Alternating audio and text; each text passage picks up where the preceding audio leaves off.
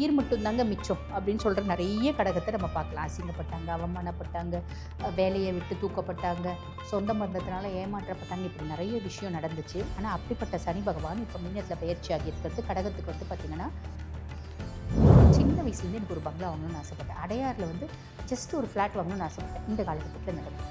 சின்ன வயசுலேருந்து எனக்கு அந்த ஆடி கார் மேலே ரொம்ப ஆசை. இந்த காலகட்டத்தில் நடக்கும். இந்த மாதிரி நம்மளோட லாங் ஸ்டாண்டிங் டெசையர்ஸ் அப்படின்னு வாங்க பார்த்திங்கன்னா, எப்படி சனி கடந்த 2.5 வருஷத்தில் அவங்கள போட்டு வறுத்து எடுத்தாலும் அதே சனியே இப்போ பார்த்திங்கன்னா ஹெல்ப்ஃபுல்லாக இருப்பான், சப்போர்ட்டிவாக இருக்கும்.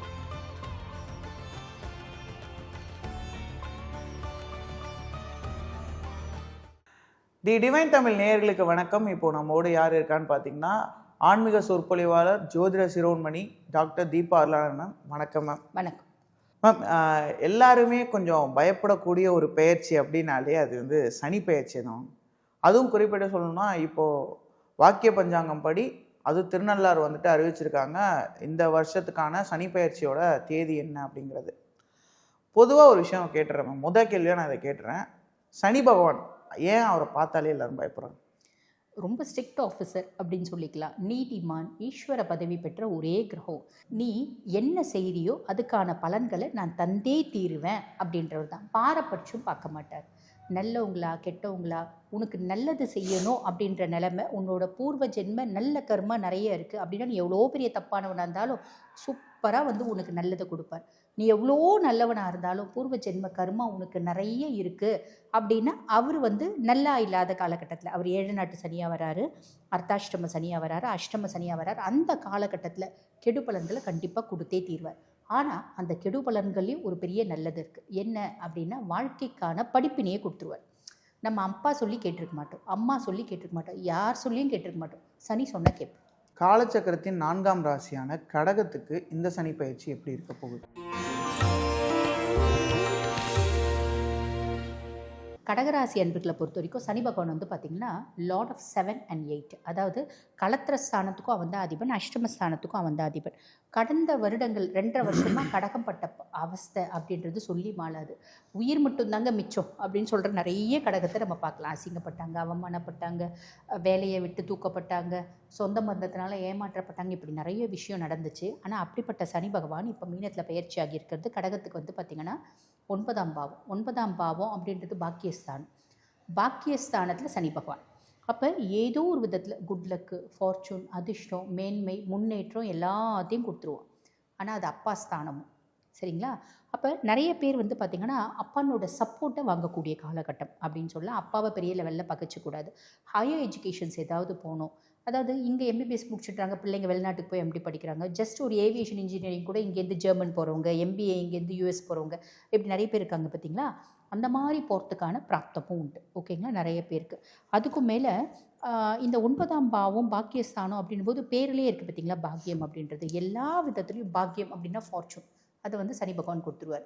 அந்த பாக்கியம் நீங்கள் எதை குறிச்சிருக்கீங்க?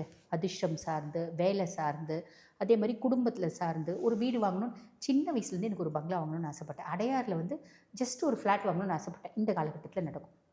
சின்ன வயசுலேருந்து எனக்கு அந்த ஆடி கார் மேலே ரொம்ப ஆசை. இந்த காலகட்டத்தில் நடக்கும். சின்ன வயசுலேருந்து பாருங்கள், நான் ஹஸ்கி வாங்கி வளர்க்கணும்னு ஆசைப்பட்டேன். இந்த காலகட்டத்தில் நடக்கும். சின்ன வயசுலேருந்து என்னோடய ஸ்கூல்மேட்டு அந்த பொண்ணோட ஃப்ரெண்டு, அதுக்கிட்ட பேசணும்னு ஆசைப்பட்டேன். ஆனால் அவங்க ரொம்ப வசதியானவங்க. ஆனால் இந்த காலகட்டம் அந்த பொண்ணு எங்கள் வீட்டு பக்கத்துலேயே வருது, அந்த பொண்ணை வழியே பேசுது. இந்த மாதிரி நம்மளோட லாங் ஸ்டாண்டிங் டெசையர்ஸ் அப்படின்னு வாங்க பார்த்திங்கன்னா, அது நிறைவேறக்கூடிய காலகட்டம் அப்படின்னு சொல்லலாம். அதுக்கு மேலே சனியினோட பார்வை பார்த்திங்கன்னா 3, 6, 11 அந்த பாவங்களை பார்க்கறதுனால, அதாவது சனியினோட பார்வை 3, 7, 10 அது இந்த பாவங்களை, இந்த இவங்களுக்கு பார்த்திங்கன்னா கடகத்துக்கு இந்த ஸ்தானங்களை பார்க்கறதுனால என்னுடைய தைரியமும் தன்னம்பிக்கையும் அதிகமாகுது. என் தம்பி தங்கச்சி ரொம்ப சப்போர்ட்டிவாக இருக்காங்க.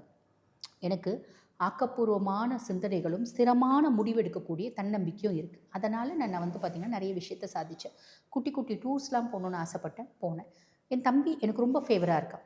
அதே மாதிரி கடன் அடைக்கணும்னு நினச்சேன், நோய் இல்லாத வாழணும்னு நினச்சேன், எதிரிகளே இல்லாத ஒரு வாழ்க்கை வாழணும்னு நினச்சேன். அத்தனையும் சனியை கொடுத்துருவோம்.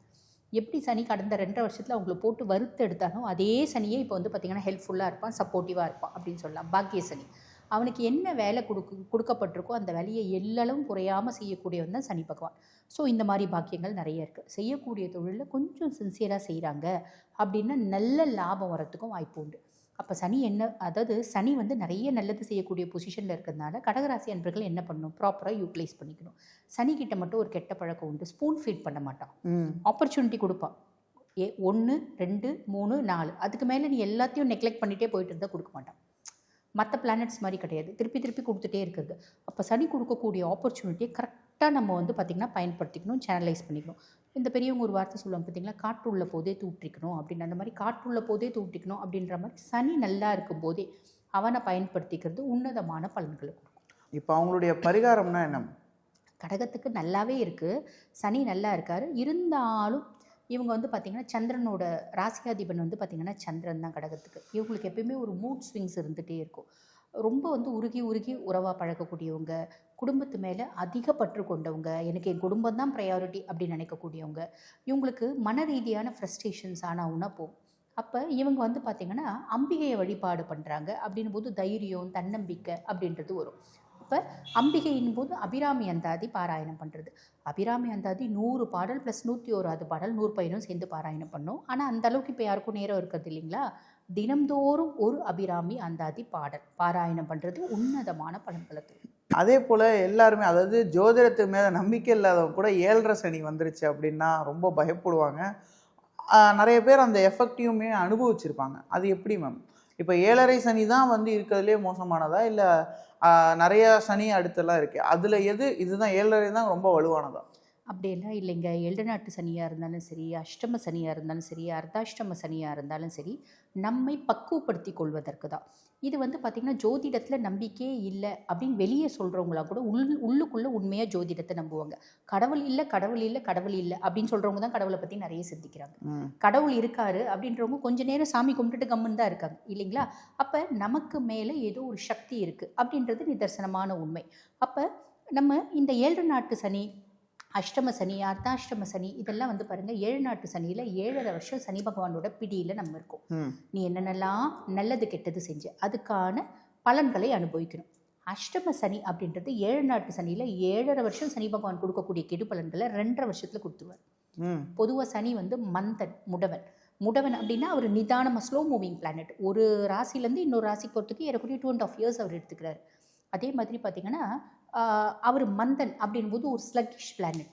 அதே மாதிரி அவர் முடவன். அதனால தான் இந்த 7 நாட்டு சனி, இந்த அஷ்டம சனி, அர்த்தாஷ்டம சனி காலகட்டத்தில் நம்மளுக்கு எலும்பு சார்ந்த பிரச்சனைகள் வரும். எலும்பு அடிபட்டுறது, கால் கொஞ்சம் தாங்கி நடக்கிறது, இடுப்பு எலும்பு, கழுத்தெலும்பு டிஸ்க் ப்ரொலாப்ஸ் ஆகிறது, கழுத்துக்கு வந்து சர்விக்கல் காலர் போட்டுக்கிறது, அந்த மாதிரி எலும்பு சார்ந்த அவர் முடவன்றதுனால நம்மளுக்கு எலும்பு சார்ந்த பிரச்சனைகளை கொடுத்துருவார்.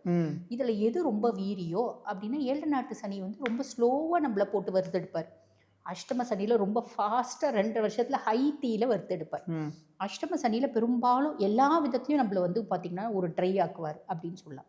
ஒரு மனுஷனுக்கு எங்கெங்கெல்லாம் அடித்த வடிக்கும், மொதல் விஷயம் அவனுக்கு வந்து பார்த்திங்கன்னா ஃபேமிலியில் பிரச்சனை, அவன் கொஞ்சம் நொந்து போவானா, வேலை செய்கிற இடத்துல பிரச்சனை, நிறைய நோவானா, நம்மளோட நெய்பர்ஸோட பிரச்சனை, இன்னும் கொஞ்சம் நொந்து போயிடுவான், காசு பணத்தை அடிச்சிடுவான், 90% நொந்துருவானா, ஆரோக்கியத்தையும் கெடுத்துவார். அப்போ என்ன பண்ணுவான் அவன் ரொம்ப வந்து அப்செட்டாகி உட்காருவான் பார்த்தீங்களா. இந்த மாதிரி ஒரு விஷயத்தை கொடுக்குறாரு. ஆனால் இது எதுக்கு கொடுக்குறாரு, வாழ்க்கைன்னா என்னன்னு புரிய வைக்கிறதுக்கு கொடுக்குறாரு.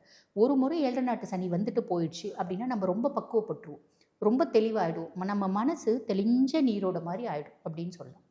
Okay ma'am. அதே போல் சிலருக்கு வந்து இந்த 7 நாட்டு சனிலையும் கூட சனியோட பாதிப்பு பெருசாக இல்லாமல் இருக்காங்களா மேம்? அவங்களாம் யார்?